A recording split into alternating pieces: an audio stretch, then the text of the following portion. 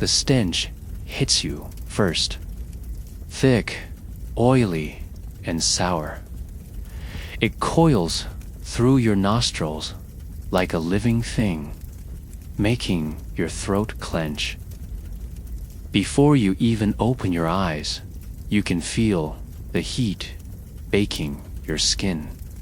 Not from the sun, but from the slow rot of a billion decomposing objects. You're lying on a soft, uneven surface that squishes when you shift your weight. Something brittle snaps beneath your shoulder. Bone, maybe. You open your eyes to a sky that is not blue, but a sickly beige, smothered by a haze of smog and ash. Above you, black scavenger birds circle lazily, and further out, massive mechanical towers churn like dying beasts, pumping uselessly in the distance. The horizon isn't ground or skyline, but waves of garbage stacked like geological strata, rusted metal, crushed cars, mountains of yellowing foam, tangled nets, and seas of shattered glass. And it is not still. The garbage is alive, shifting, settling, moaning.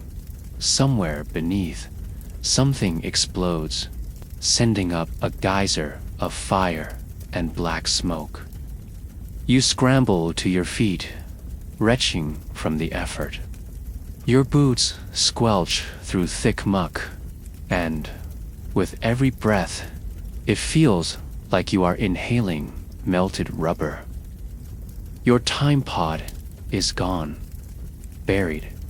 You are alone, trapped, and this, somehow, is Earth. Not a planet, not a home, but a graveyard of everything humanity ever made, used, and threw away. This is the year 2065, and the world is nothing but trash. But how did we get here? And more importantly, why, despite your instinct, your knowledge, your training, you will not survive? In the early 21st century, humanity knew it had a problem. Plastics filled the oceans. Landfills grew into hills, then into mountains. Microplastics were found in rainwater, in newborns, even in human lungs. Corporations made promises, governments held summits, and slogans like sustainability and net zero dominated media cycles. Yet, even with knowledge of collapse looming, consumption continued. By the 2030s, the climate had begun to buckle under the pressure of our waste. Entire ecosystems suffocated. Coral reefs vanished under silt and plastic. Methane from decomposing trash in overburdened landfills ignited massive fires, triggering chain reactions across continents. Waste exports were banned globally. Developing nations, once the silent graveyards for the West's garbage, turned their ships away. There was nowhere left to throw the trash, so it stayed and spread and grew. Cities tried to adapt. Mega compactors were built.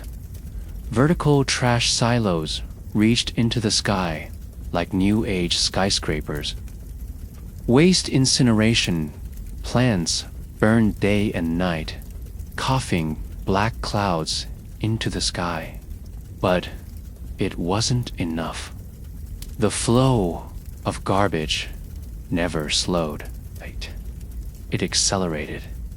As automation lowered the cost of goods, and synthetic materials replaced natural ones. Even the poor were drowning in disposables. By 2045, the first trashquake destroyed New Mumbai. 10 million lives buried beneath landslides of debris. The world watched in horror, then returned to its scrolling. In 2052, governments began collapsing under the logistical weight of maintaining livable zones.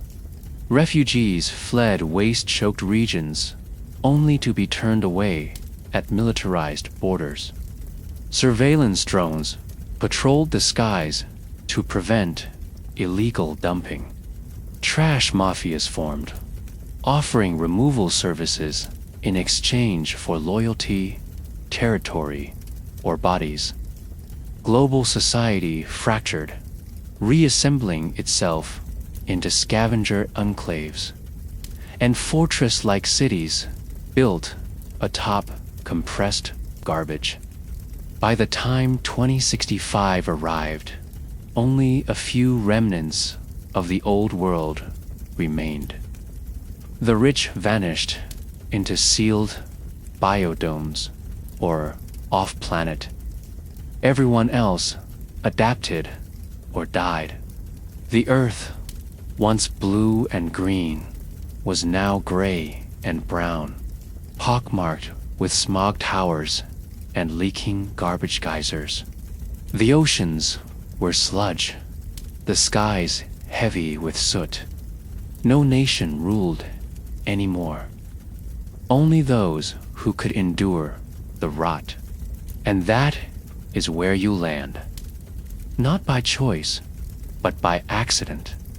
A time traveler from a cleaner, distant reality. Sent to observe a possible timeline, but now stranded in it. No working tech. No clean air. No allies. Just trash. As far as the eye can see. As deep as the earth can hold. And no way back. Your journey for survival begins now. But beware.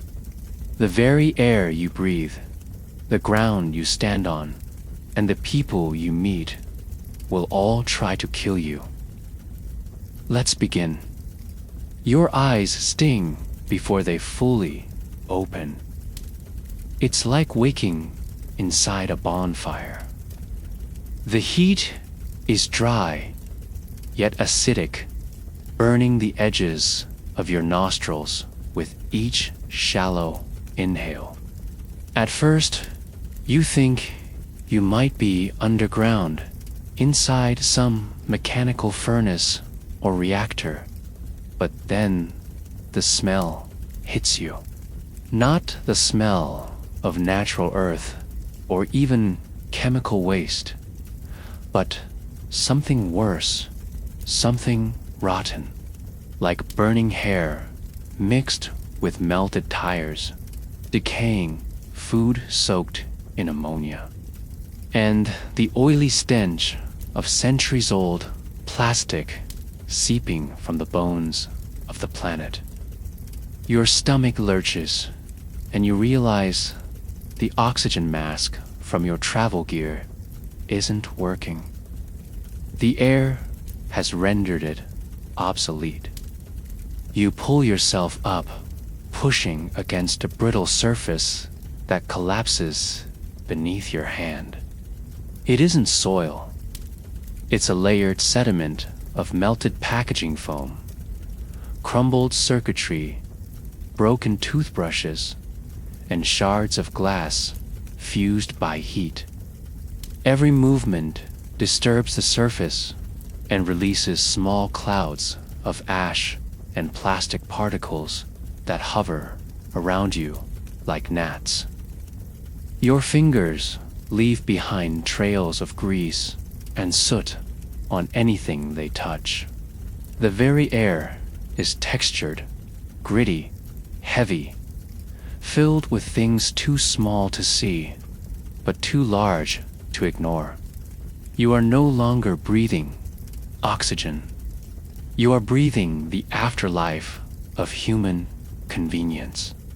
The sky above you is a monochrome blur, beige and murky, offering no clear sense of direction. There is no sun, only a dull brightness diffused by the thickness of the atmosphere.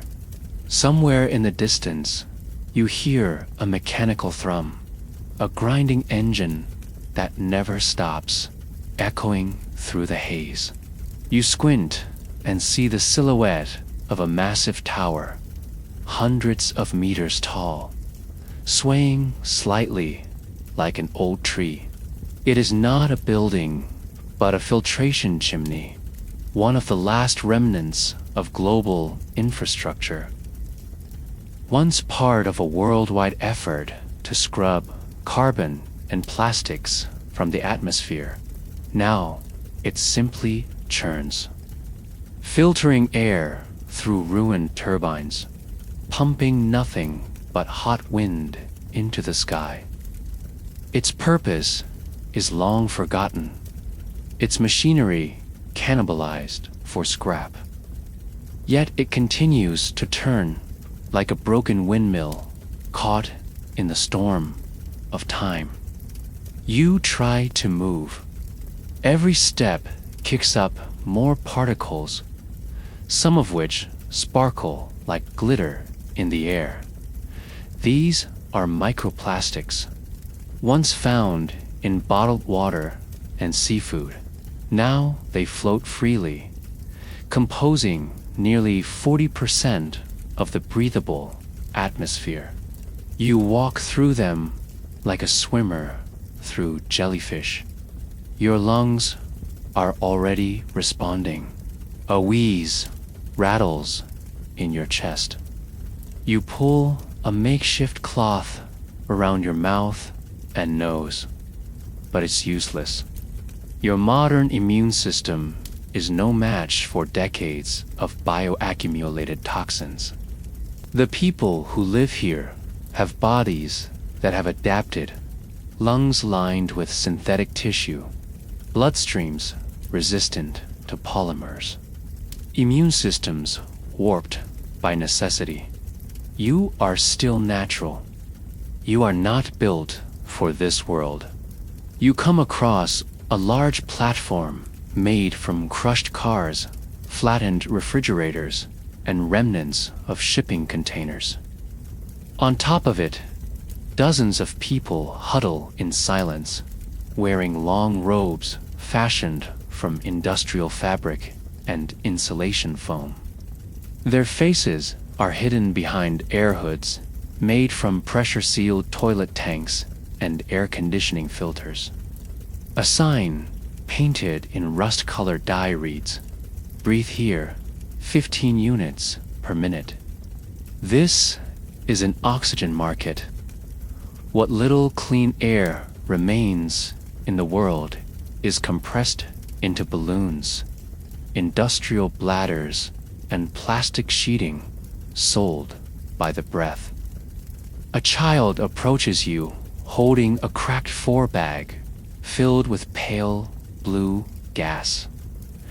You look down, and the bag is sealed with melted bottle caps.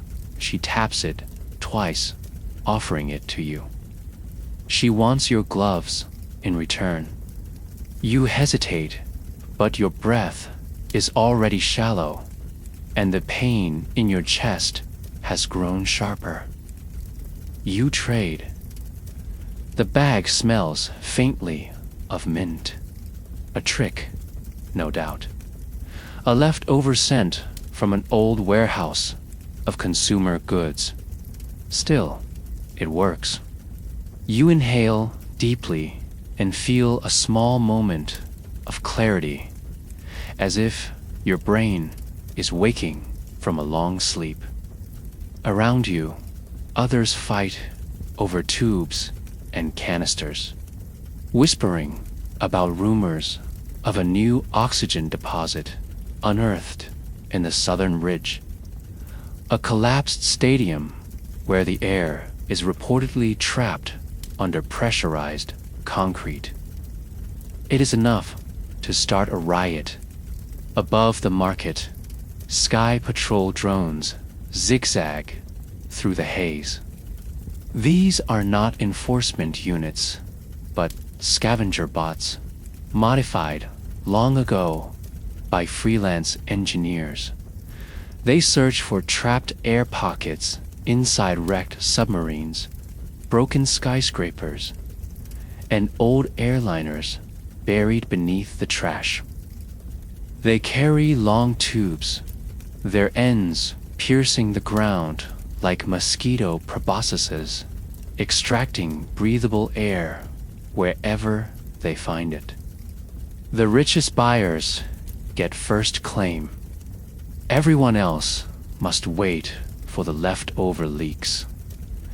As you climb a ramp made from shattered solar panels and rusted plumbing, you see the skyline, or what remains of it.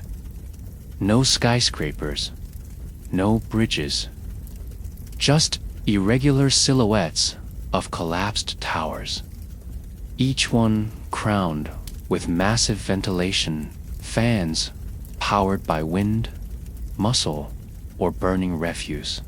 These fans pump air into underground shelters and communal domes, creating microclimates where people can live for a few hours at a time without filters. You try to approach one, but an armed guard stops you with a silent gesture. You are not registered. You are not trusted. You are not from here. And your accent, your gear, and your confused stare mark you as prey. In the background, a distant roar shakes the air. A flash of orange blooms on the horizon. A landfill fire. The methane pressure beneath the ground has ignited again. These fires do not go out. They burn through entire garbage regions, collapsing buildings, suffocating everything in their path, and releasing billions of cubic meters of toxins directly into the sky. The ash from these fires rises into the atmosphere and descends hundreds of kilometers away in the form of toxic rain. The people call it black snow. You will learn to run from it. You collapse to your knees, not from exhaustion, but from confusion. Your head throbs, your ears ring, your vision blurs. The lack of clean air is killing you, but it's not only the air, it's the total absence of anything natural, anything alive. You reach down and dig your fingers into the ground, hoping to find soil. But all you find is more trash, cracked discs, plastic cutlery, tangled cords, yellowed syringes, shattered dolls. Time has no meaning here. You are surrounded by centuries of discarded memories, and they are pressing down on you. A man in a tattered biosuit kneels beside you. He says nothing, only drops a cracked mask into your lap. It is old, built for another century, and lined with mold. But you take it. You put it on, and for a moment, the world softens. The light dims. The air cools. You are still dying, but at least now you can stand again. This is the first lesson of this future. Air is not free. It is the most precious commodity on Earth. It is harvested, stolen, traded, and fought over like gold. But even the purest breath here is only a delay of the inevitable. You will not survive long in this world unless you become like them, scarred, mutated, chemically altered to endure what no human was ever meant to breathe. And even then, the sky watches, silent, waiting, sinking lower each day, crushing you under the weight of what humanity left behind. But air is only one piece of the nightmare. Beneath your feet lies a far greater threat. You're not walking on land, but on an endless heap of instability, decay, and death. It's time to descend into the ruins. Welcome to Ground Zero. You descend carefully, placing each foot with precision, but the ground gives no stability. It shifts with your weight, groaning and cracking beneath the surface like some foul organism. You are not walking on Earth. You are walking on centuries of forgotten consumption, an unstable labyrinth of buried lives, rusted dreams, and non-biodegradable greed. What once were sidewalks are now veins of smashed appliances and blistered electronics. Streets have become rivers of liquefied waste and hardened sludge. There is no soil, no grass, no rock. There is only the constant, undulating crunch of synthetic matter grinding against itself. This is Ground Zero, once a sprawling megacity, now unrecognizable. Skyscrapers have collapsed inward, their steel skeletons exposed like the ribs of rotting beasts. Entire neighborhoods have been buried, not by war or earthquake, but by time and trash. You pass what might have been a shopping mall, now a twisted dome of shattered display windows. Clothing racks melded into coils, mannequins half-sunk into bubbling plastic dunes. Their eyeless faces stare blankly upward, forever frozen in an imitation of humanity, half-buried in the filth they once sold. Structures that remain standing are not stable. They groan in the heat, their supports warped by pressure and corrosion. One tower leans precariously over the path you walk. Its walls are no longer walls, but patchworks of welded metal sheets, plastic siding, rotting furniture, and compacted clothing. It was once repurposed into a vertical shelter by a local clan. Now, it's a tomb. The base has collapsed inward, swallowing the structure into the trash layers beneath. No one inside made it out. A foul stench seeps from the holes. No one tries to retrieve the bodies. You reach an edge where the ground falls away into a vast chasm. The canyon stretches for miles. At first, you think it's a natural formation, but then you see the outlines of windows, roads, and buried vehicles. This is no canyon. It is an entire district consumed by the landfill. It caved in decades ago under the weight of expanding waste piles. The walls of the chasm are layered with artifacts of civilization, license plates, baby bottles, smartphones, tattered books, coffins split open and empty. The only thing that grows here is fungus, thick and iridescent, feeding on the chemicals leaching from the rubble. In some areas, the fungus glows faintly blue, pulsating gently like a breath. The people call it mold fire. They fear it, but they also eat it. Climbing back up takes hours. Your gear is coated in black sludge. Your gloves ruined by exposure to battery acid and decaying plastic.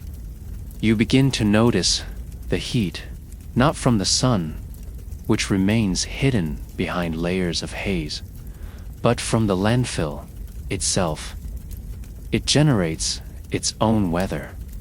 Beneath your feet, millions of tons of compacted trash ferment and rot, producing methane, heat, and pressure.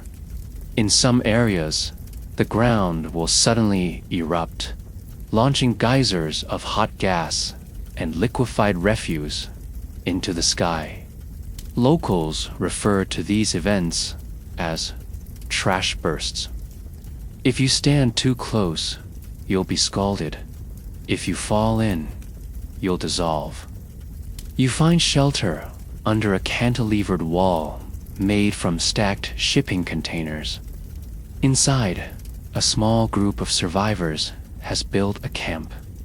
Fires are lit using compressed fabric soaked in grease.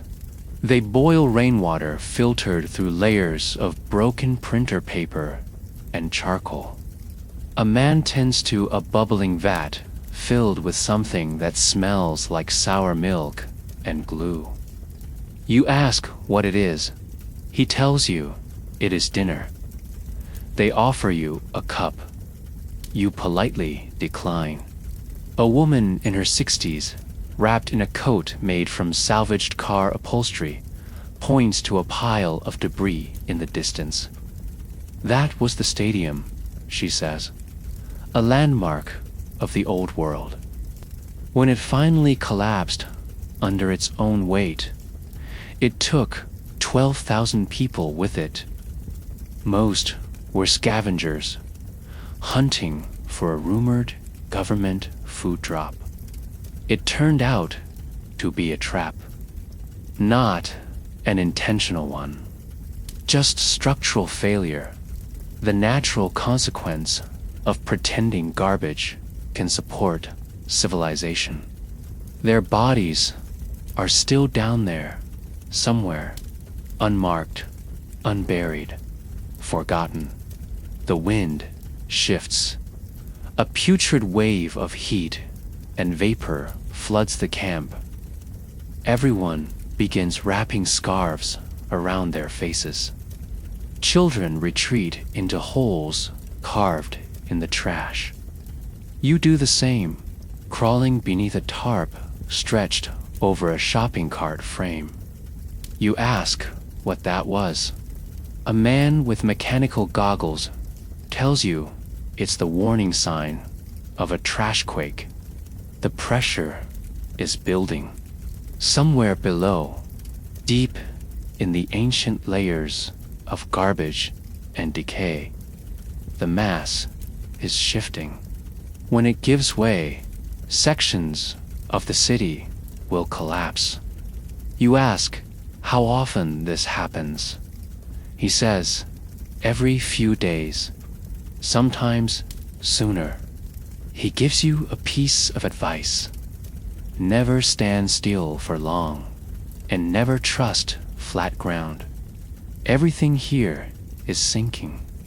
You thank him and move on, climbing once more across the treacherous slopes of this artificial mountain. You pass bones, too many to count. Others are still clothed, their bodies too chemically preserved to decompose. A pair of boots poke from beneath a slide of melted furniture. You keep walking. You see a playground twisted into sculpture, a school bus flattened and scorched, a church spire buried to its cross. All reminders that this place was not always trash. It was once a home, a city, a future. Now it is a grave. As the wind howls across the trash dunes, you finally understand the magnitude of what you are walking on. This is not a landfill. This is Earth. The entire surface has become a crust of waste. Beneath it lies the hollow memory of humanity's rise and collapse. You wonder if any natural soil remains, if there is still a tree somewhere, hidden and gasping. You suspect there is not. Your feet ache, your chest burns. You find a moment to rest, perched atop a broken statue's head. It is a figure you do not recognize, but its eyes are still intact, carved to look upward. You follow its gaze. The sky remains the same, opaque, brown, suffocating. In that moment, you realize something terrible. This is only the beginning. You are not even at the deepest layer yet. Beneath this, the real nightmare waits. And yet, somehow, life goes on.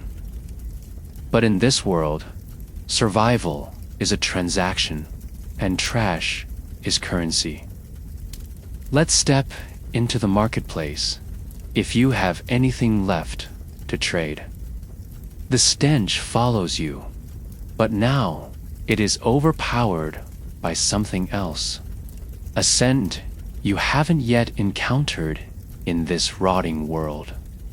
It is smoke, but filtered through something sweet, almost fragrant. A plateau suspended between landfill cliffs. This is no natural formation. It is deliberate, leveled, and reinforced with compressed plastics and metal sheeting, stacked and riveted together like a floating trading post.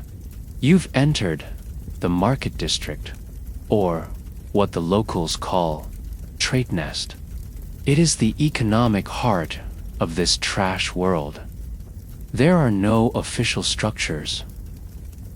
Instead, vendors operate from the gutted carcasses of aircraft, rusted ship containers, and old data centers now stripped bare and reconfigured into stalls. Makeshift flags made from shredded advertising banners flap in the wind, announcing the territory of different scavenger clans. Each one enforces its own rules. Each one taxes trade in its own currency. Here, the economy is as fragmented as the land beneath it. Currency no longer exists in any traditional form. Paper bills and coins are meaningless, now used to plug holes in boots or to wrap fragile goods. Digital wallets are obsolete, with satellite signals long since drowned by atmospheric distortion. In this world, value is judged by one thing: utility. A functioning battery cell is worth more than a gold bar. A fully sealed water filter could make you a target for murder. The true elite do not trade in money, but in items that delay death. You approach a trader whose stall is crafted from the fuselage of a crashed surveillance drone. He has everything: copper, wiring, disinfectant gel, empty soda cans, a bicycle with a motor salvaged from an old blender. You ask about oxygen packs. He gestures toward a locked cage. Inside it, rows of synthetic airbags hang like butchered animals, each tagged and sealed with barcodes, long faded. The price: one memory stick with working data, or 5 hours of labor digging through the plastic dunes in the eastern fields. You offer him a solar charger. He squints, scratches his chin. He waves you off. He already has 5. You keep moving. You pass a barter ring where locals scream over the value of a pack of gauze. A woman offers her wedding ring for a half-charged flashlight. No one accepts. Sentiment holds no value here. You pass a tent guarded by dogs with glowing eyes, cybernetic implants crudely wired into their skulls, a sign that this merchant deals in high-risk items. Inside, you find narcotics, painkillers, adrenaline shots, and things you can't identify. One vial has a sticker that simply reads, "Forget." You don't ask what it does. You don't want to know. Further in, you stumble into a scrap auction.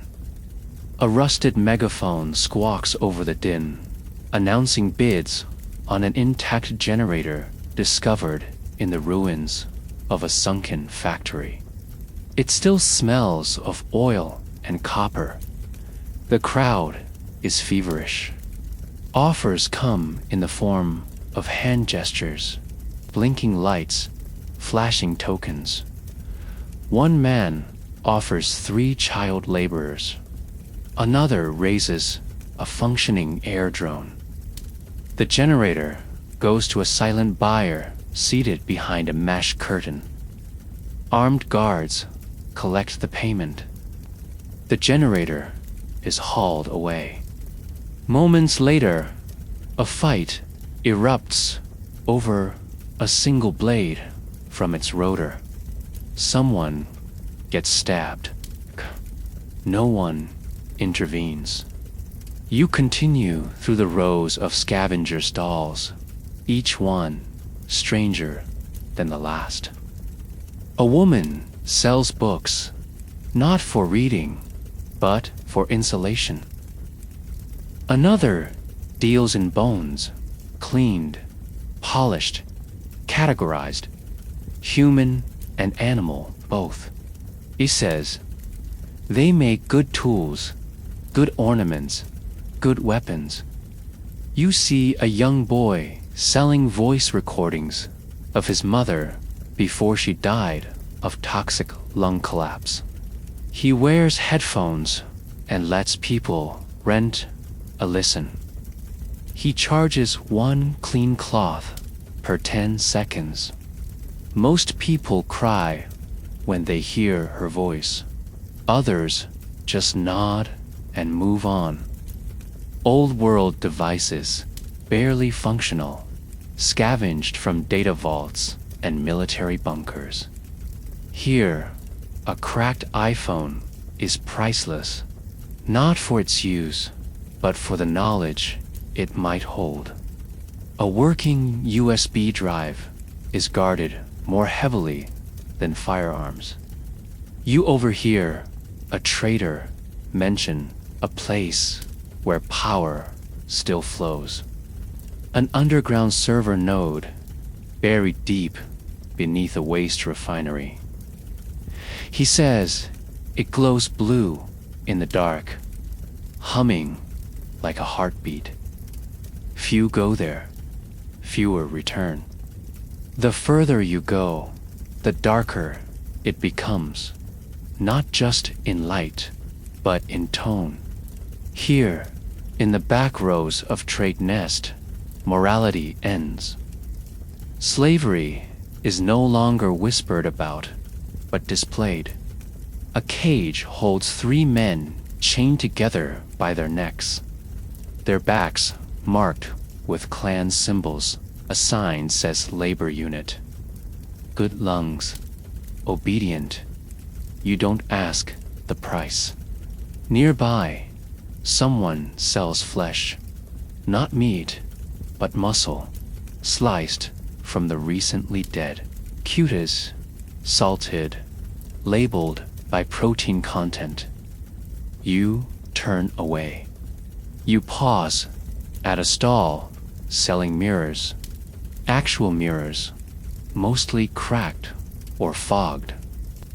You see yourself in one, your eyes bloodshot, your lips cracked, your clothes smeared with rot. You do not recognize your own reflection. Time moves differently in the market. You realize you've been here for hours. Hunger claws at your ribs. You haven't eaten since arrival. But what would you eat? You ask a trader about food.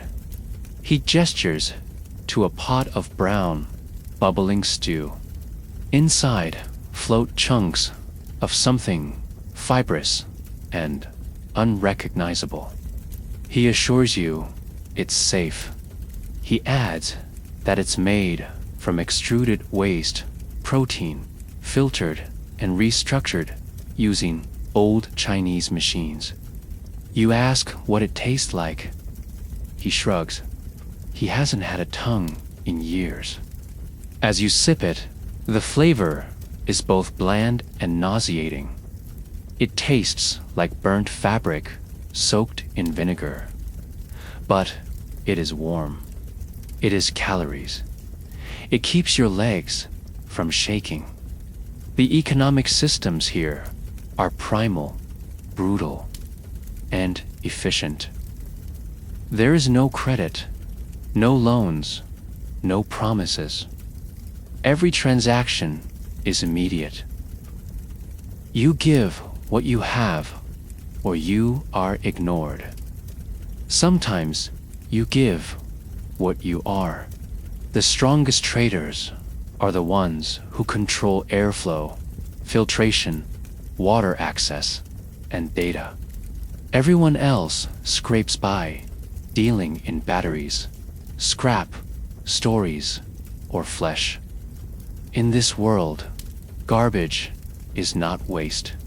It is currency. It is everything. Value is extracted, repurposed, repackaged, and recycled until nothing remains but dust. And then, even that is inhaled. You leave the market as the sun begins to vanish behind thick clouds of burning waste. The Trade Nest begins to fold inward. The stalls close. The people vanish into crevices and bunkers. You are alone again, heavier with goods, but not safer. The market has drained you, not just of energy or gear, but of something deeper. Hope, dignity, the illusion that humanity is anything more than its leftovers. But as the market fades into the distance, your stomach begins to churn. A sharp pain rises in your chest. That stew wasn't safe. You stumble forward, sweating. Welcome to your next lesson. Disease in the trash world is not a possibility. It is a guarantee. The first cramp strikes like a knife twisted into your gut. You fall to one knee, hands pressed against your stomach, gasping as your vision wavers. The world around you becomes hazy, the smells sharper, the heat suddenly suffocating.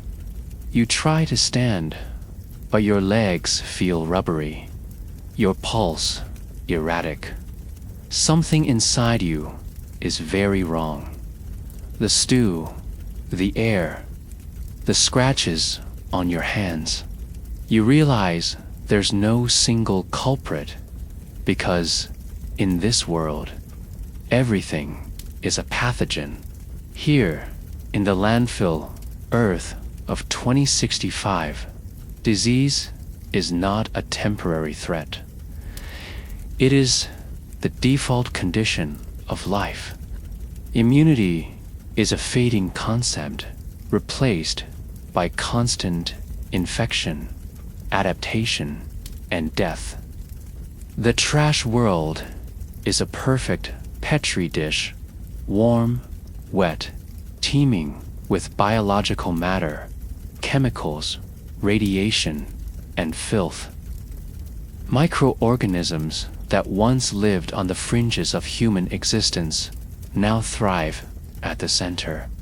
Viruses once suppressed by vaccines and antibiotics have mutated beyond recognition. Bacteria that once perished in clean environments now feast on plastic, metal, and flesh. You stumble into a tunnel, collapsed, half submerged in oily runoff, and collapse beside what looks like a drainage pipe. Your skin prickles. The air here is cooler, but laced with rot. You see symbols painted on the wall in blood-red ash. 3 concentric circles, a mark used by scavenger medics to warn of contagion zones. Too late, you're already breathing it. A rat scurries past your face, but it's no ordinary rat. Its eyes glow faintly red from retinal mutation. Its fur is mottled with green fungal growth. You watch it disappear into a crack, trailing slime. Nearby, a human skeleton lies curled against the wall, half mummified. The skin is stretched tight, darkened with lesions. A name is carved into the arm with a broken shard of mirror. Forgive me, no one did. A voice calls out, hoarse but human. A figure appears, masked, cloaked in layers of gauze and plastic wrap. Achi. Motions for you to follow. You hesitate, but your body is failing. You stumble after her through winding passages until you reach a chamber lit by battery-powered lamps. The smell is sharper here. Rubbing, alcohol, smoke, rot. The room is filled with stretchers, each holding a body in various stages of sickness. Some are covered in rashes, others twitch in fever. A few don't move at all. This is an infirmary, if you can call it that, run by rogue medics who scavenged old hospital gear from the medical district before it collapsed into the sinkholes. There is no sterilization, no anesthetics, no consistent medicine, only trial and error. One patient screams as a man slices open a swollen abscess with a heated spoon. Another breathes through a straw jammed into his neck, wrapped in plastic tubing. You realize they are trying to save these people, and failing. The medic checks your eyes, your pulse, the blackening around your fingernails. She mutters something about polyrespiratory infection. She tells you it's common, caused by microplastic inhalation fused with mold, spores, and trace mercury. She hands you a syringe. You ask what's in it. She shrugs. It slows things down. You hesitate, then jab it into your arm. You lay down. Sweat beads across your forehead. Your throat burns. Through the pain, you hear the medic speaking to another patient. They mention diseases you've never heard of. Blue rot, a fungus that dissolves the tongue. Plastic lung, a condition where melted polymers crystallize in airways. Glowpox, an infection that causes the skin to fluoresce and then peel. Many of these started as lab experiments, escaped in the chaos, and evolved in the garbage ecosystem. Others are old enemies: cholera, dysentery, typhoid, reborn, adapted to survive antibiotics and radiation. The children here are born into it. Their immune systems are riddled with inherited mutations. Some are resistant, their blood adapted over generations of exposure. But many die before reaching 10. Their bodies too fragile for the environment. The lucky ones develop hard skins, biofilms on their organs, or strange resistances that defy science. But they pay the price in other ways: stunted growth, deformities, neurological decay. The medic tells you about a plague that swept through the southern landfill colonies a few months ago. They called it crimson drop, a hemorrhagic fever spread by contaminated coolant. Victims bled from their eyes and died within hours. It burned through 3,000 people before dying off. No cure was found. The bodies were burned. The survivors left their homes and migrated here. They brought spores with them. The disease still lingers in the wind. You begin to hallucinate. Shapes twist in the corners of your vision. You see your own hands covered in sores, then in flyer, then in fire. You smell copper, then bleach, then your mother's perfume. You cry out. Someone muffles you with a blanket soaked in sedative spray. You black out. When you wake, the medic is gone. The room is darker. Half the patients are no longer breathing. No one grieves. The dead are stripped of useful items and their bodies taken outside to the pit. You're still alive, barely. Your fever has broken, but your strength is gone. You try to sit up, and your spine aches like you've been buried in gravel. The infection hasn't left. It's hiding, waiting. It will come back. They always do. You are told not to linger. Space is limited. You thank them and stagger outside, back into the poisoned world. You are weaker now, slower, but you are also wiser. The trash world does not kill you all at once. It chips away, infection by infection, bite by bite. It rewrites your DNA with each breath, each scratch, each swallow. Every corner hides another disease. Every rainstorm carries spores. Every person you meet might be a carrier. And now, so are you. But if you think staying away from people will save you, you're wrong. Because even the oceans, once a sanctuary, have transformed into something far worse. You've survived the sickness on land.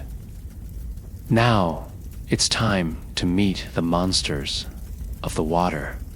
You hear it before you see it.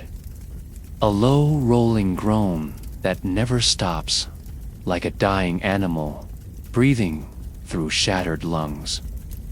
The sound travels on the thick air, a rhythm of movement and grinding debris carried inland on the humid wind. You crest a ridge of collapsed shopping centers and broken railways, your boots sinking slightly into the pliable terrain beneath you. With each step, the stench of salt and rot grows stronger. Then you see it, stretching endlessly into the haze, the ocean, or what used to be one. Gone is the deep blue expanse of memory. In its place is a churning, gelatinous mass of plastic, sludge, and synthetic foam, rising and falling in slow motion. The water itself is still there, technically, but no longer free, no longer fluid. It has thickened, congealed, become part liquid, part solid.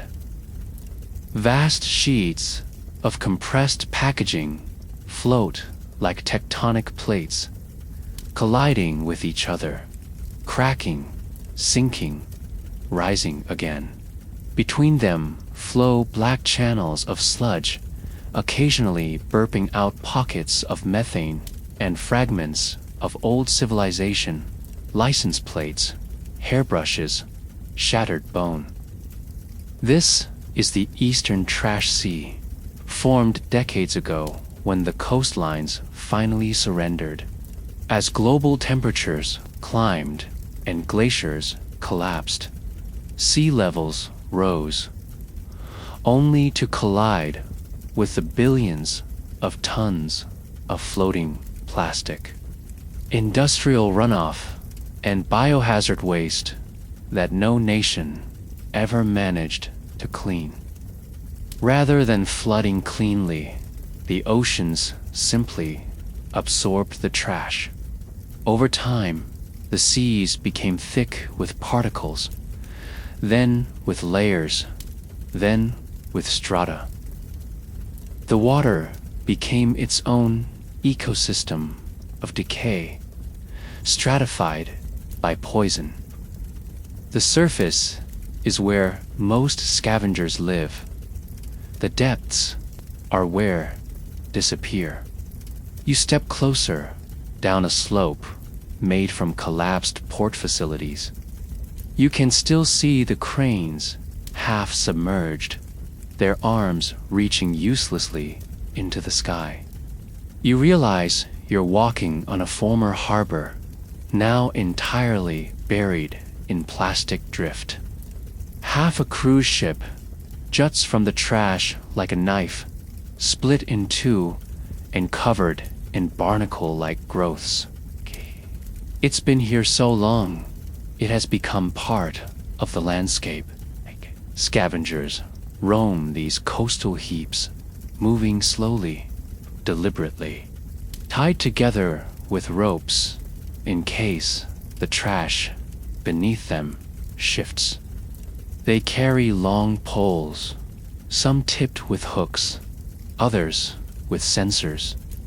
They probe for valuables, sealed metal crates, lost containers, salvageable engines, and, most importantly, bottled water and fuel. The ocean swallows cargo regularly, and sometimes it gives things back. But it also takes. These scavengers rarely speak. Their bodies are gaunt, skin blistered, and leathery from exposure to seawater, tainted with chemical residues and UV-scorched plastic particles. Many wear no shoes. Their feet are calloused to a stone-like hardness, having adapted to walking barefoot over melted polymer reefs. As you step onto the first floating platform, it wobbles under your weight, and your heart jumps. There is no true solidity here, only compressed trash barely holding form. Beneath it lies kilometers of rotting depth. If you fall in, you don't just sink, you dissolve. The water here is corrosive, rich with solvents, bleach, petroleum waste, and decomposing microflora that feed on synthetic carbon. The people call it the black soup. If you fall in and scream, no one comes. A boat passes near you, though calling it a boat feels generous. It is a raft stitched together from hundreds of water bottles, bleach jugs, old buoys, and slabs of polystyrene foam. A tattered canopy shades the figures on board. They use plastic paddles and repurposed car doors to row through the sludge. Hanging from the sides are baskets filled with crustacean-like creatures, mutated crabs and mollusks that feed on oil-slicked trash. Some glow faintly, some have translucent shells, all are dangerous. One mistake while harvesting, and their claws will puncture a lung. You reach the edge of a dock, an ancient floating city moored to the skeleton of a collapsed oil rig.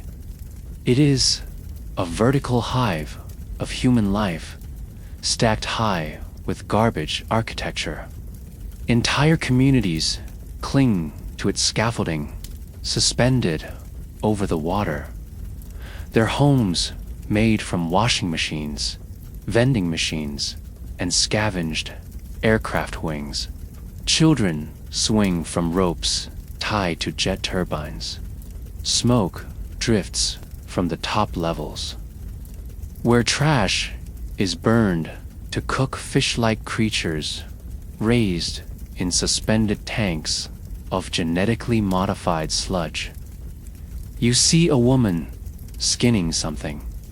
It writhes even after its head is removed. You speak to a dock worker. He tells you they no longer fish the old way. The oceans are too unstable. Instead, they use ultrasonic lures and plastic pheromones to attract modified organisms raised in the wild. Creatures that digest waste and reproduce quickly. Some are edible, others are not. The edible ones taste like rubber. The others eat their hosts from the inside. The dock worker tells you this as he swallows a chunk of gray meat and shrugs. You ask what's deeper. His smile vanishes. No one goes deep, he says. Not anymore. The pressure isn't the issue. It's what lives down there. He speaks of creatures born from decades of chemical mutation, formed in the still black layers of the undersea trash caverns. No light reaches them, no current stirs them, but sometimes they rise. No one has seen one clearly. Only shadows, tremors, the occasional torn apart raft discovered days after disappearing. He shows you the remains of one such boat. The entire underside has been stripped like fruit, not bitten, scraped. At night, the sea is worse. Without the sun to bleach the horrors from your vision, you see the true state of the water. Bioluminescent bacteria paint the surface in streaks of green and orange. Chemical slicks shimmer under the moonlight. The air grows heavier. Breathing becomes difficult. The waves do not crash like water, but fold into each other, pulling entire platforms under without warning. You sleep on land, but even there, the sea reaches with fingers of wet garbage that wash ashore, claiming the bones of those who got too close. Before you leave, you witness a funeral. A child has died of infection. There is no soil for burial, no fire for cremation. So they tie her to a bundle of drift and push her out. The waves take her slowly. Her body rests atop the trash, motionless, until it vanishes around the bend of the rig's shadow. She will not sink, not here. Nothing truly sinks. It all floats forever. You turn back, your stomach sour, your clothes soaked with salt and chemical mist. You cough, and black phlegm fills your mouth. The salt of this ocean is not made of minerals. It is the dried tears of an entire civilization that drowned itself in convenience. You retreat from the coast, but you can still hear it behind you, breathing, shifting, waiting. The sea is alive, and it remembers. Back on land, your escape seems impossible, but you're not alone. Others wander this wasteland, ruling over scraps, and they don't welcome strangers. It's time to meet the warlords of trash, the clans who kill for plastic and rule with fire. The coastal winds disappear as you move inland again, replaced by still, suffocating heat. The sky thickens into a murky ceiling, and the smell of seawater fades beneath the heavier stench of smoke, sweat, and scorched plastic. You cross a dead zone, a barren stretch of scorched earth where the trash has been cleared and compacted, forming a flatland of blackened polymer and melted glass.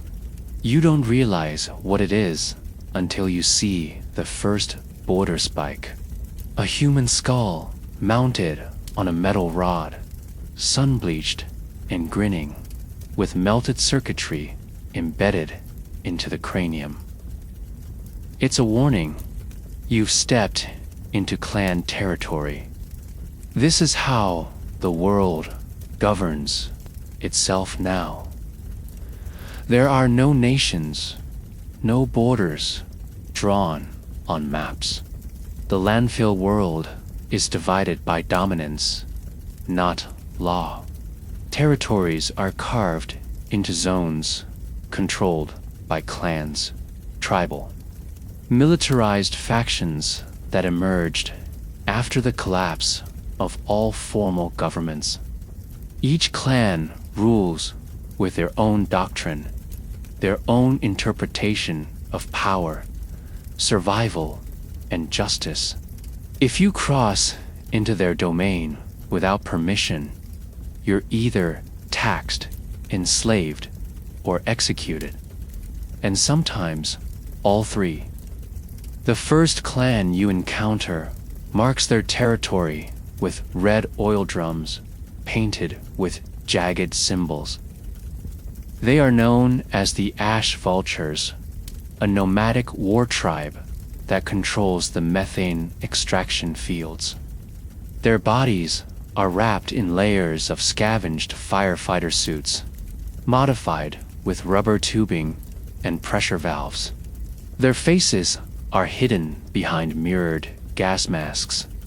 You watch from a distance as they lead a caravan of modified vehicles, half-track machines made from armored bulldozers and school buses, topped with flaming barrels and armed with harpoon cannons.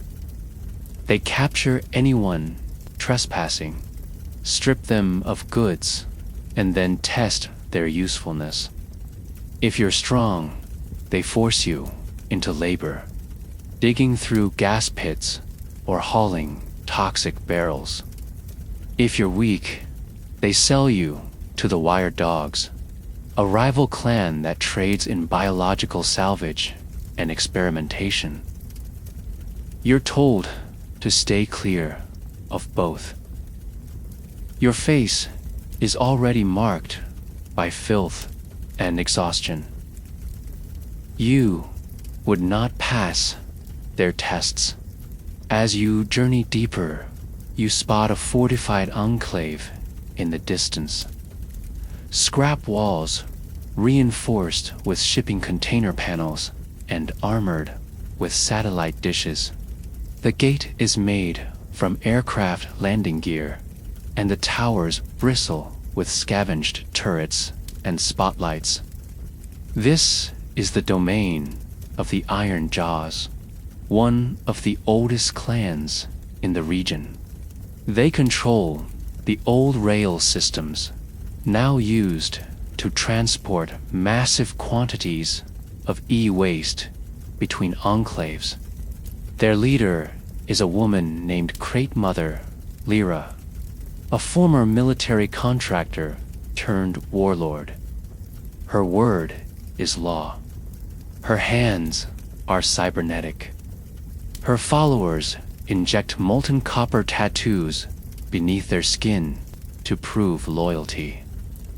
You're stopped at the outer checkpoint by two guards, young, but armed with weapons cobbled together from kitchen knives, rebar, and electric drill motors. They ask where you're from. You lie. They don't believe you. One of them presses a scanner to your face, hoping to detect biometric tags. It buzzes red, unregistered. You brace for violence, but before they can act, a noise pierces the air. A shrieking horn made from a repurposed emergency siren. Everyone drops to the ground. You follow instinctively. Moments later, a shockwave rattles through the earth, followed by the crackling whine of falling debris. A rival clan has launched a garbage bomb, a war tactic using compacted trash barrels filled with flammable gas and shrapnel. You are covered in ash and rust when the dust settles. The guards let you pass. They figure if you survived that, you're worth watching. Inside the clan walls, life is brutal but structured. The Iron Jaws operate like a paramilitary force. Scavengers are organized into squads, each assigned daily salvage zones. Children are taught to identify valuable polymers by taste. There are schools of a kind where the only subjects are filtration, defense tactics, and mechanical repair. Loyalty is rewarded with filtered water, longer battery rations, and access to the cleaner chambers beneath the old metro lines. Dissent is punished publicly.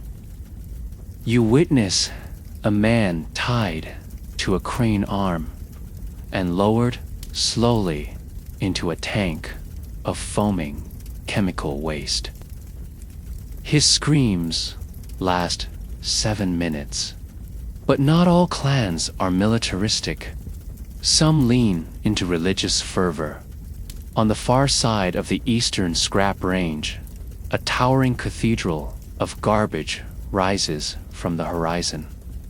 It is built from shattered statues, billboard frames, broken cars, and cathedral glass melted into mosaics of divine rot. This is the sanctum of the cult of decomposition. They believe the garbage is divine judgment, that mankind must become one with the trash to be reborn. Their members wear robes stitched from old flags and ceremonial headdresses made of plastic utensils.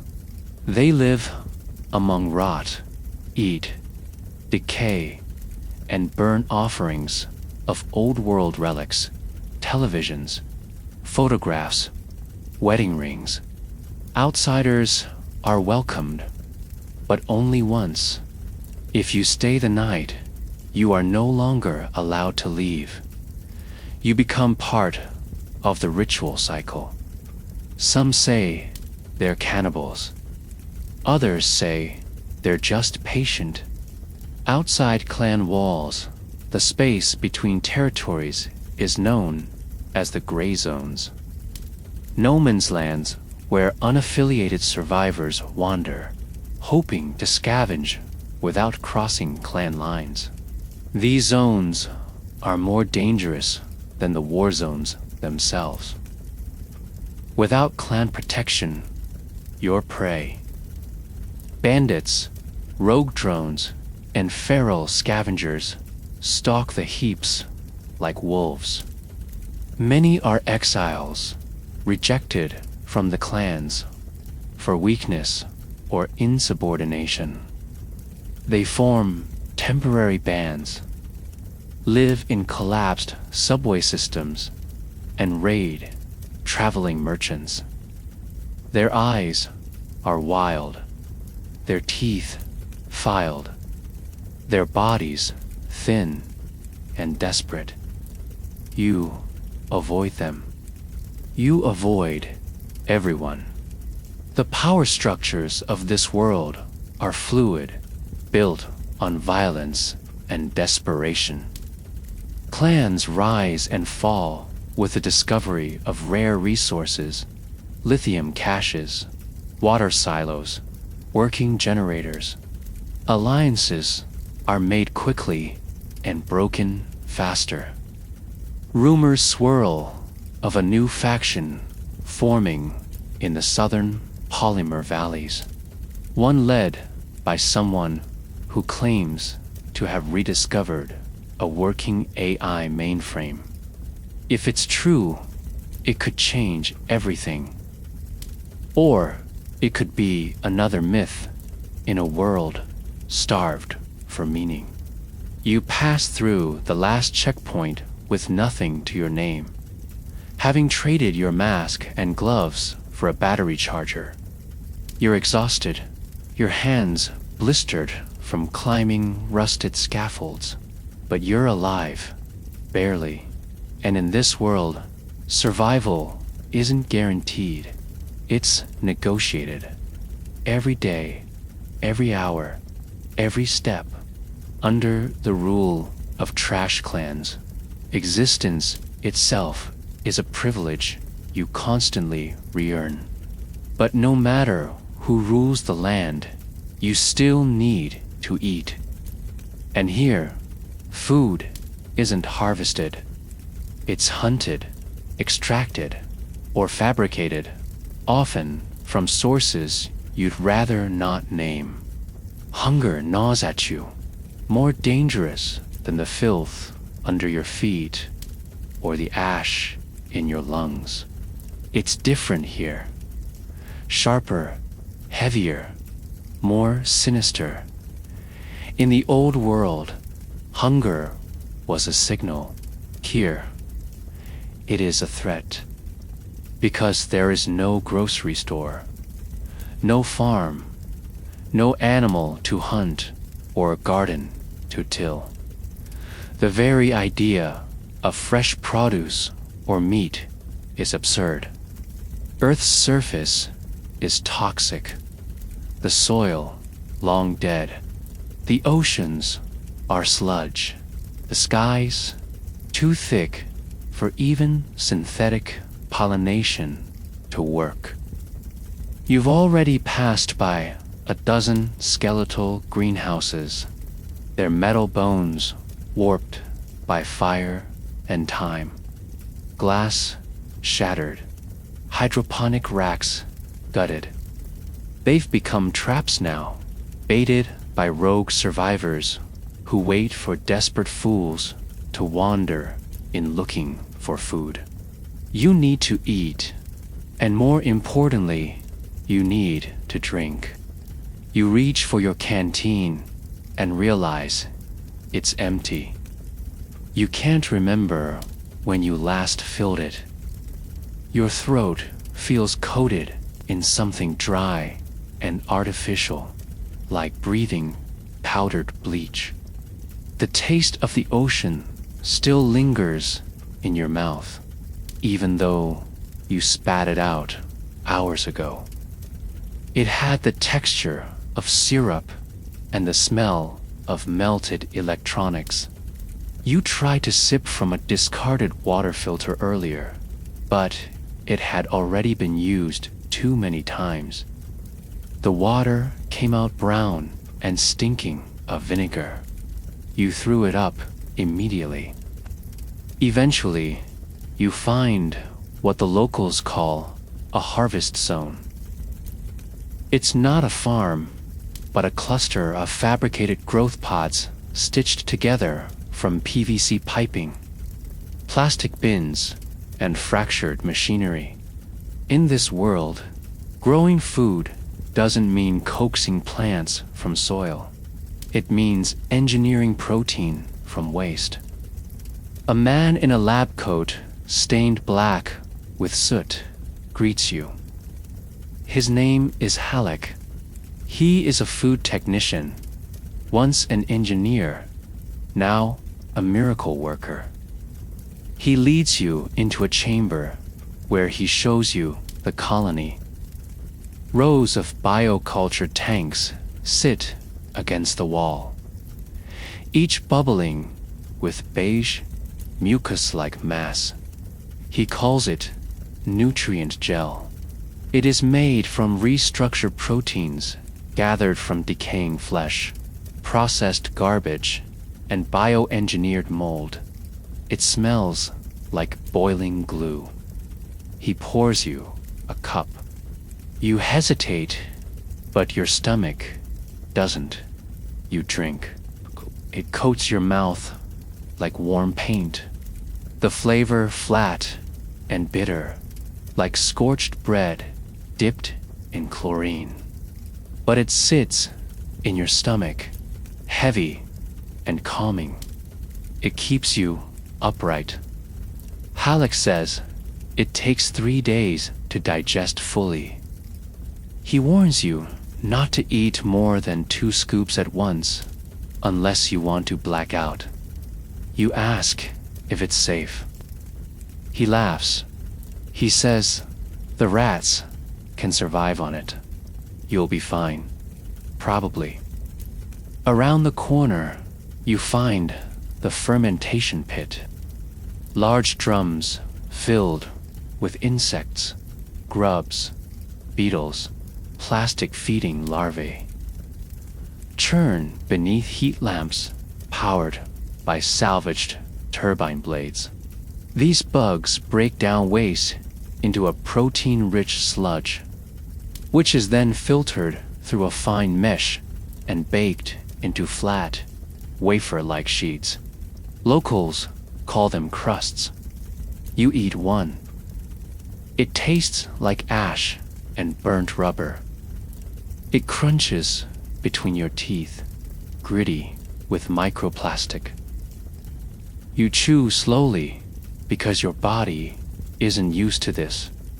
Children carry bags of the crusts on their backs, trading them for scraps of wire, clean water droplets, or synthetic cloth. In another part of the zone, you spot something that looks like a slaughterhouse. You walk closer and stop cold. It is not animals being butchered. It's people, volunteers, or so they claim. Older survivors who choose to donate their bodies for food production. Their flesh is processed, drained of blood, and ground into ration blocks. It is efficient. It is horrifying. And it is entirely normalized. You ask how often it happens. Halleck shrugs. Every few weeks, we all give back, eventually. Then comes the water. Clean water is more valuable than any weapon, and just as difficult to trust. Every drop you drink must be filtered, often multiple times. The most common filtration method involves layers of charcoal, broken glass, repurposed clothing, and crushed bone ash. Even then, it comes out tinted and tastes metallic.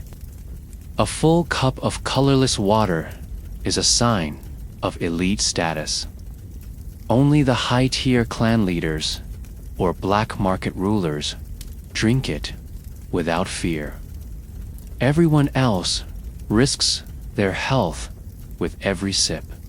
You are shown a water farm, not a lake or a spring, but a harvesting tower that collects humidity through condensation panels made from refrigerator doors and freezer linings.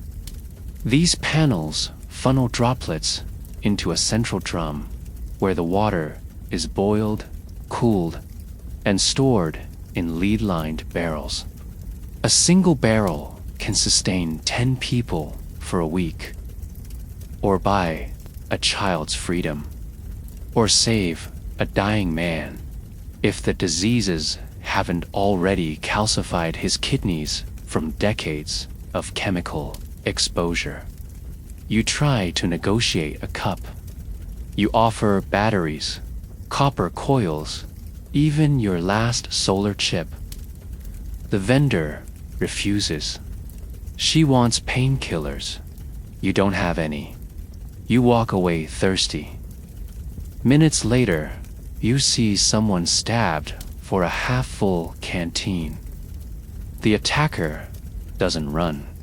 He drinks the blood mixed with the water. Then he cries. There are places where clean water flows naturally from underground veins, untouched by surface collapse.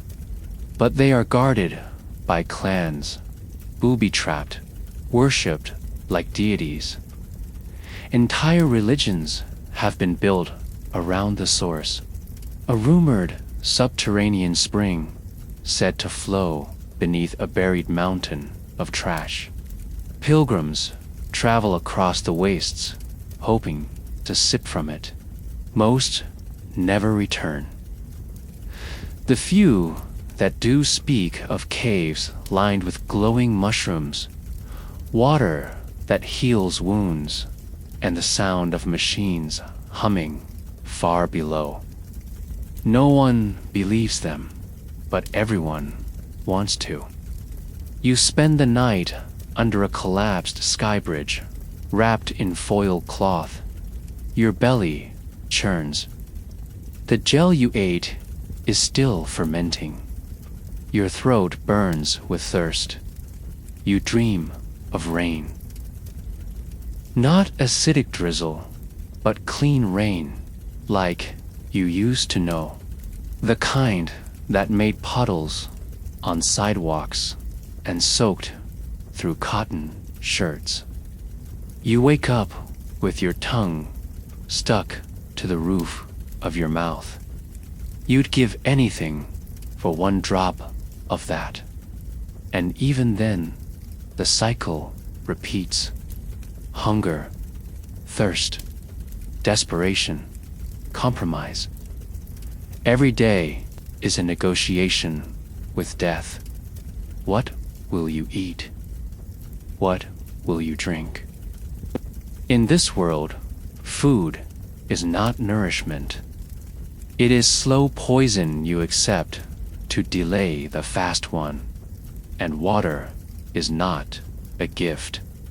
It is a weapon, wielded by the lucky, hoarded by the powerful, and stolen by the desperate.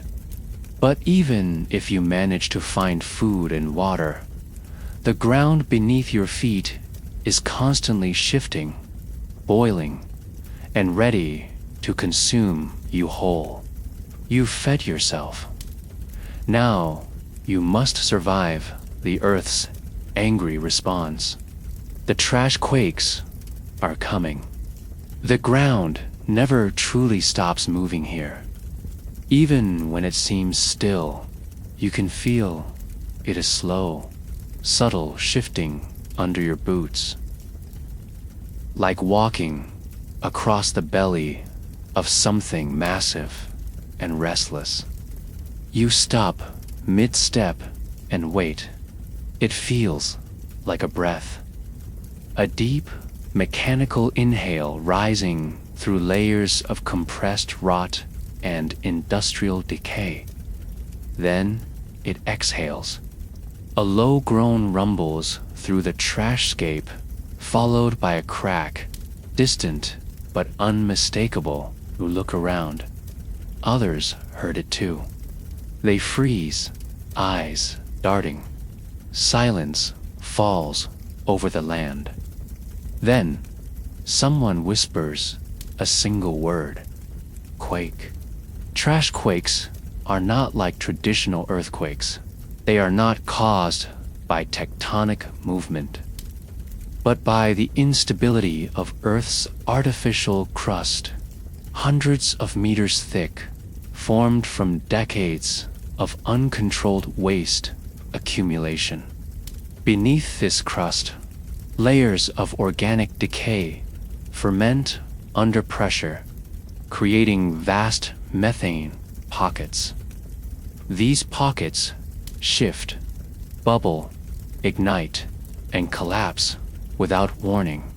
When one fails, it triggers a chain reaction through the garbage strata, sending ripples across entire regions. Skyscrapers made from scrap begin to sway.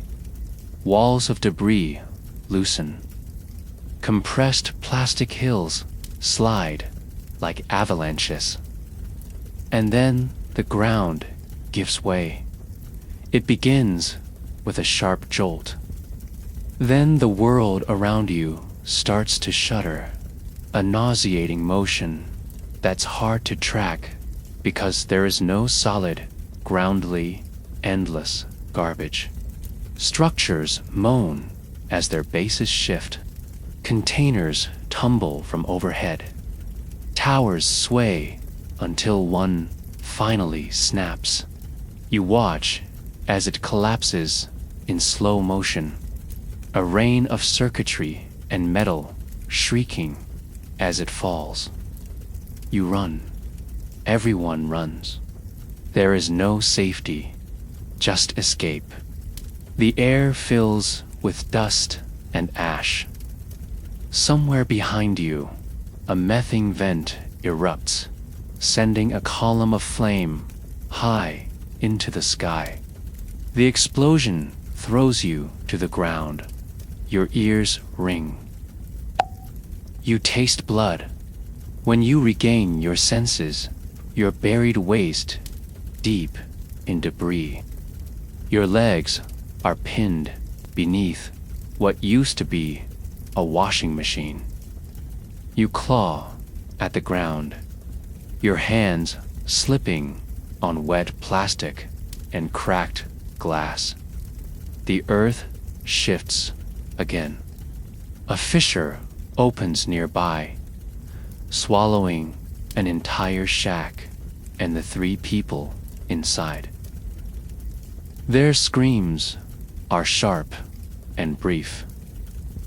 You free yourself just in time to avoid sliding in after them. Around you, the world continues to buckle and shift. Entire platforms split in half. Fires erupt from ruptured gas barrels. Steam hisses from underground pipes no one remembers placing. Trashquakes come in waves. The first knocks you down. The second buries you. The third decides if you live. Aftershocks can last hours. Some regions never stop shaking. Locals have adapted, building their shelters on suspension platforms crafted from old elevator cables and mattress springs. You find one of these elevated camps barely above the waves of garbage. You climb up, hands trembling. They don't ask who you are. They only hand you a cup of gel water and motion for you to lie flat. You do. The platform sways with every aftershock, creaking under weight. A baby cries. A man vomits over the edge. One of the survivors tells you about the big one. It happened 20 years ago. A firestorm ignited half the eastern quarter, causing a full collapse of the trash basin. 40 square kilometers sank 6 meters into the ground. Thousands died. Entire clans were lost. The crater is still there, still unstable, still burning. He says it breathes sometimes. The land pulses and heaves like it's trying to push something out. They think a city is buried underneath, a real one. He says you can hear voices at night. The fear never leaves. You can't trust the floor. Every surface might collapse. You learn to sleep standing up. You never build on flat ground. You listen to the wind for shifts in pitch, because a change in tone means a pressure break is coming. You carry a pole with you everywhere, not as a weapon, but as a probe to test the solidity of ground before you walk on it. Even the children learn to feel the vibrations, to read the tremors. It's a survival instinct now, more primal than fear of fire. There are entire cities that have disappeared beneath the surface, not metaphorically, literally, buried under landslides of collapsing landfills. Their structures compacted into dense anaerobic tombs. Rescue efforts are rare and almost always fatal. Anyone who falls in is considered already dead. Sometimes trashquakes release gases and chemicals that haven't seen daylight in decades. Neurotoxins, hallucinogens, even old radioactive waste dumped by ancient corporations. Survivors speak of entire groups going mad in minutes, laughing screaming, clawing at their eyes as the fumes devoured their minds. You encounter one of these zones. The ground is warm, soft, almost pulsing. You step onto it and immediately feel the heat rising through your soles. Your vision blurs. A ringing starts in your ears. You step back. The sensation stops. You realize you are standing on a biopocket, a pressurized sack of chemical sludge waiting to explode. You leave quickly. Despite the danger, trashquakes are opportunities. After a quake, new layers are exposed. Old vaults, forgotten caches, hidden water sources. Entire lost supply dumps become accessible if you're fast and brave enough to reach them before the clans do. Some scavengers chase quakes the way others chase storms. They arrive minutes after the land shifts, descending on the chaos like vultures. Many of them die. The ones who survive become legends. Their names are burned into steel walls and whispered during trades. But you are no legend. You are barely surviving. Your body aches, your lungs burn, your ears ring from the pressure bursts. Your legs are covered in cuts from crawling through glass-laced piles, and still the ground beneath you twitches. You know it will never stop. This world is not built on stone or soil. It is a rotting ocean of instability. And you are adrift. You find a shelter built into a reinforced pipeline, buried beneath a collapsed bridge. It is safe for now. You rest inside, listening to the shifting world above you. You close your eyes and feel it, a deep hum, the bones of the earth groaning under the weight of humanity's failure.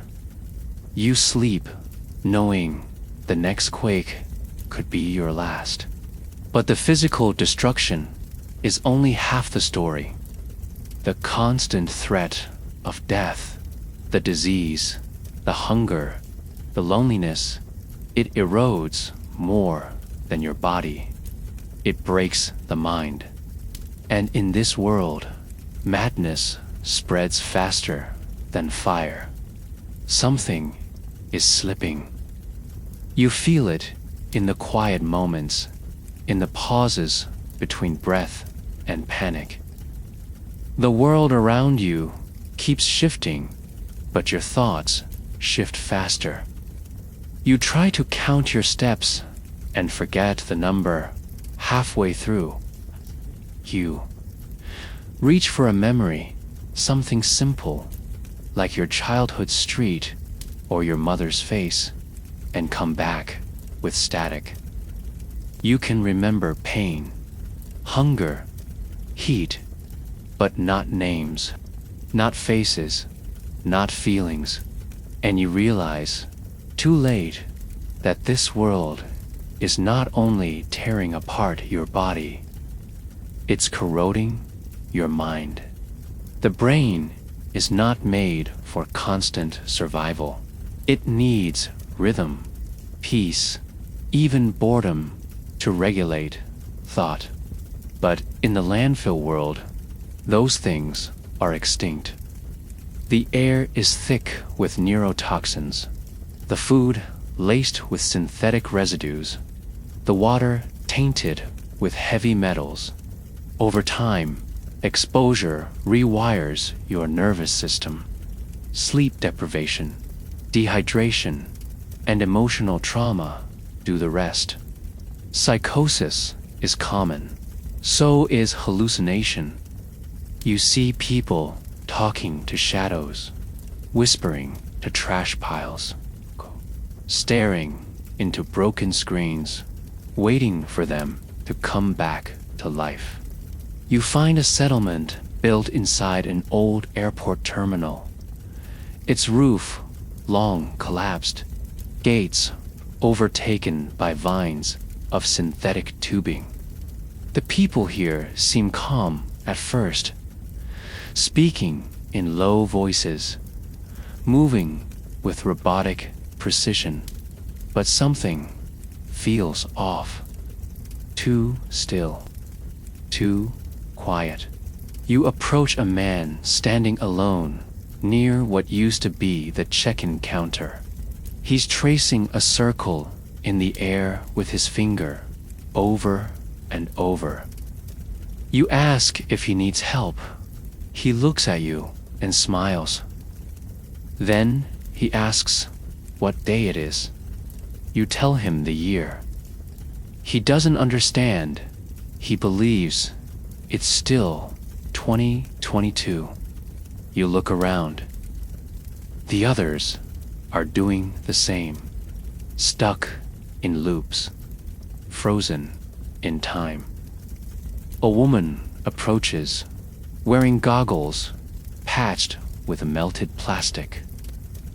She's a caretaker here, or what passes for one. She explains that this place is known as the Loop, a settlement of those who've lost the ability to make new memories. Their brains are damaged permanently. A mix of chronic chemical exposure and a neurodegenerative syndrome called synthetic dementia. It begins with forgetting words, then faces, then purpose. Eventually, you lose the ability to recognize danger. You walk into poison clouds, into fire, into collapsing ground, because your mind no longer registers threat. Most die quickly. These are the few who were found and brought here before their minds fully dissolved. You ask if it's contagious. She shakes her head.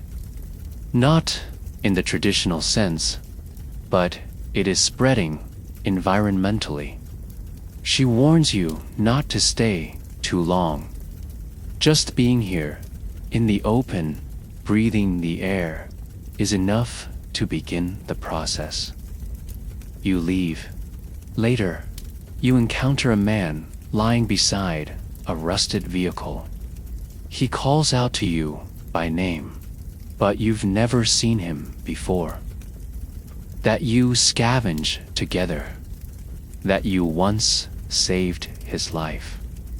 He starts to cry. He tells you his name, his birthday, his brother's name, the names of everyone he's lost. Then he asks you what yours is. You open your mouth and nothing comes out. For a terrifying moment, you don't remember. You walk for hours to clear your mind. The landscape warps. You see shapes in the piles, faces, limbs, animals. You blink. They vanish. You're not sure what's real anymore. You remember someone telling you that long-term exposure to landfill fumes causes recollective collapse, a condition where the brain replays memories as hallucinations until it burns itself out. It's often fatal. Survivors describe it as living inside a dream while your body starves. Night falls. You may camp inside an overturned truck, its interior caked with moss and the remains of burned documents. You find a notebook. The pages are filled with handwriting.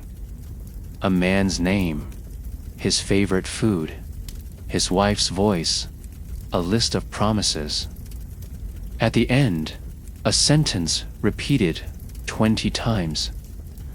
Don't forget who you are. You close the book and realize you've started crying. The next morning, you meet a scavenger wearing a helmet covered in wires. He introduces himself as archivist. He scavenges not for tools, but for memories, photo albums, cassette tapes, journals, phones with locked screens. He says he's building a vault, a place where memory can be stored before the world erases it. You ask where the vault is. He laughs, says he forgot, then hands you a cracked Polaroid. It shows a beach, a dog, a woman with her eyes closed, smiling. He asks if you know them. You stare at it for a long time. You try to sleep, but the dreams come fast and disjointed. You're back in your home, but it's made of bones. Your friends have no faces. You're talking to someone, but you can't hear them. You wake up screaming. There's no one around. Just the soft crackle of burning garbage in the distance and the faint hum of the earth digesting its history. The next day, you try to write something down. Your name, your age, where you're from. The letters feel foreign. The words don't connect.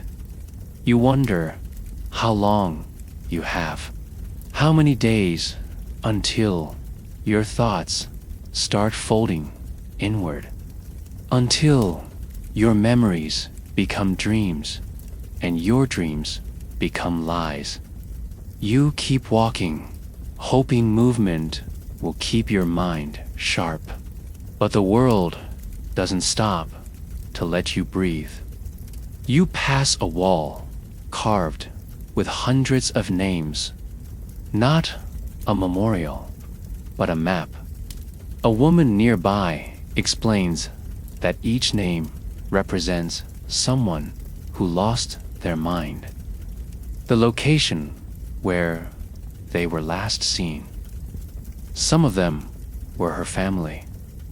She's the only one who remembers them now. She lights a fire every night to keep their names alive. You watch her for a long time. Then you add your name to the wall, in case. Because the truth is, you won't survive this place because of your strength or skill. You'll survive if your mind stays intact. And that's the one thing you cannot protect. Not here. Not with every breath chipping away at what you are. One day, you'll forget why you came, then who you are, then everything else, and no one will remember you, because they're all forgetting to. You want to go home, but you've lost the path. You turn around, hoping to find your time pod, your lifeline, but the landscape has shifted. Something has changed. And the final horror dawns on you. There is no way back. The world around you is quieter now, but not in any comforting way. It's the stillness that comes after something enormous has died, or something ancient has awakened. You descend a slope of compacted debris, retracing steps you no longer remember taking. You're not sure if it's the same path or just another copy of 1,000 others, all blending together in the endless sprawl of waste. You don't know how long it's been since you arrived in this time. Days, weeks. The sun doesn't rise or fall. It just glows faintly through the haze, like a wound in the sky. Your stomach is hollow. Your water ran out yesterday. Or was it the day before? You keep walking anyway. The only thing that still moves you is the hope. No, the obsession that your time pod still exists. That escape is possible. That this hell was never meant to be permanent. You crest a ridge made of crushed shipping crates and look down. There it is, partially buried, battered, but unmistakably yours. The time pod lies nestled between mounds of melted vinyl and twisted rebar, its hull scorched from the atmospheric entry. Relief hits you in a wave. Your knees buckle. You laugh. You cry. You slide down the slope, ignoring the sharp edges that slice your hands and knees. You reach the pod and press your palms against the access panel. Nothing happens. You try again. No response. The solar interface is dead. The internal backup cells, likely corroded. You check the emergency beacon. The screen flickers, then goes dark. The GPS unit inside has been fractured. You open the maintenance panel and stare at a tangle of wires soaked in moisture, bloated from chemical exposure. A battery core has ruptured, leaking acid into the circuitry. You smell ozone. Something shorts. The console sparks, then melts. Your last lifeline just died in your hands. You scream, not out of fear, but rage. You pound your fists against the pod. You tear at the dirt, the plastic, the wire. You try to unearth the legs, the stabilizers, anything. But the pod is sinking, slowly, steadily, being absorbed into the landfill like everything else. This world does not care what you are. You sit in the dirt, trembling as realization sets in. No one is coming. The signal was never sent. Your mission was never recorded. The agency that sent you is centuries in the past, or maybe in a future that no longer exists. This timeline is fractured, disconnected. You are not part of history anymore. You are debris. Around you, the air crackles with heat. The distant thunder of another trashquake echoes through the hills. A tower collapses somewhere far off. The sky darkens again, not with clouds, but with smoke. You see a shape in the distance. Maybe a person, maybe not. You don't care. Nothing matters now. Your presence here is permanent. You try to retrace your steps, but the landscape has changed. The land is constantly reshaping itself, devouring what it no longer wants. Roots disappear. Landmarks fall. Familiar places shift. You walk in circles. every direction leads to more rot, more ruin, more reminders that you are trapped in the afterbirth of civilization. You scream into the wind. No one answers. You build a fire. It's the only thing you know how to do. You gather scraps of flammable waste, pages from melted books, fabric soaked in petroleum, chunks of dry foam. You sit beside it as it burns low. You try to remember the name of the city you were born in. You cannot. You try to remember the face of your partner, your friends, the date of your last meal. All gone. You realize your mind is unraveling now. The final thread, snapping. A scavenger passes. You ask if she's seen a time machine.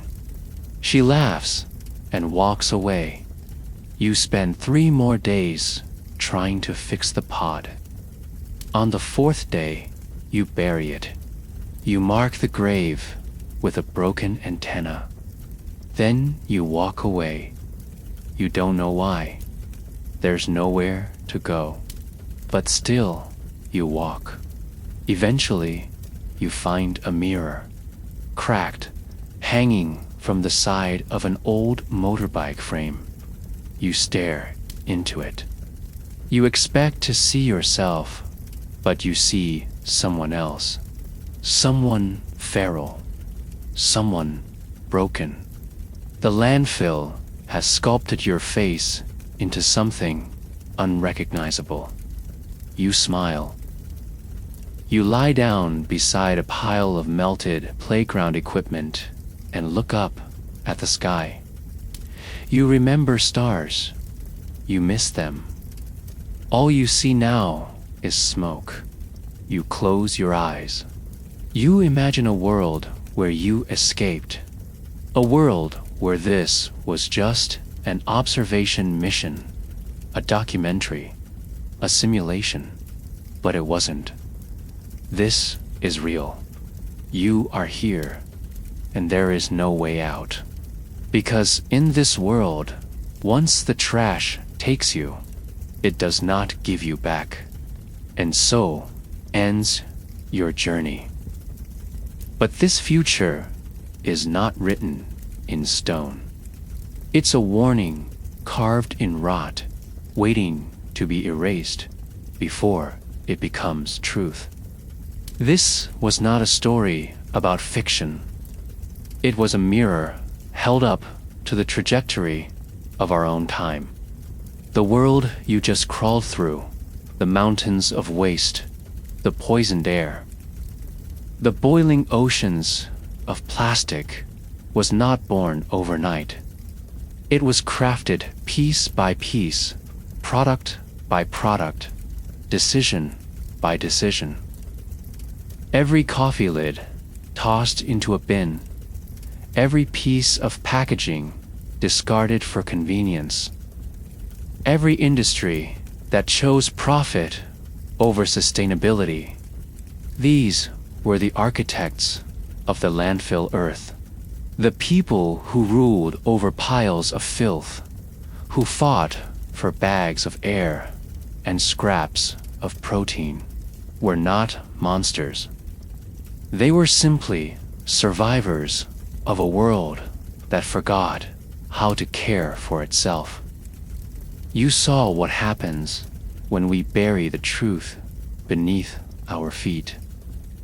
When our oceans become graveyards and our skies suffocate with the byproducts of progress. You watched the earth collapse under the weight of our consumption, not through war or nuclear fire, but through something far more insidious: apathy. This is not a dystopia powered by machines or tyrants. It's a world built on everyday choices left unchecked, and the terrifying silence that followed when it was too late. But the most chilling part of it all is this: we are still on track.